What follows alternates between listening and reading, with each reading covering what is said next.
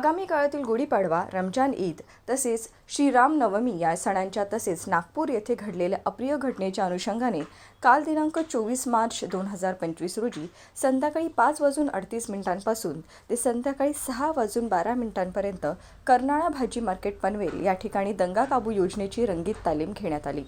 सदर दंगा काबू योजनेच्या रंगीत तालमीत स्वतः पोलीस निरीक्षक गुन्हे यांच्यासह 2 उपपोलीस निरीक्षक आणि 30 पोलीस अंमलदार, बीट मार्शल क्रमांक 1, 2, 3, 4 व 5 वरील अंमलदार, पनवेल मोबाईल 2 वरील अंमलदार यांच्यासह नवी मुंबई महानगरपालिका पनवेल अग्निशमन विभागाचे 1 अधिकारी आणि 7 कर्मचारी फायर बंबसह उपस्थित होते, अशी माहिती वरिष्ठ पोलीस निरीक्षक नितीन ठाकरे, पनवेल पोलीस ठाणे यांनी दिली। नमस्कार, मी पोलीस निरीक्षक पटेल, गुन्हे पनवेल शहर पोलिसाने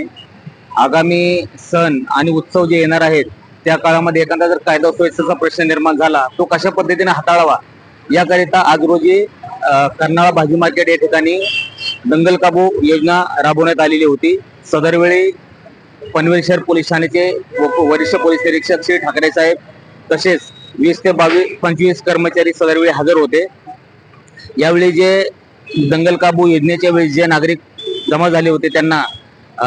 शांतता राखण्याचं आवाहन करण्यात आलेलं आहे। नागरिकांचं बघण्याचा दृष्टिकोन असा होता की पोलीस अशा वेळेस कशा प्रकारे कारवाई करतात किंवा ज्या सरकारी यंत्रणा आहेत, फायर ब्रिगेड आहे किंवा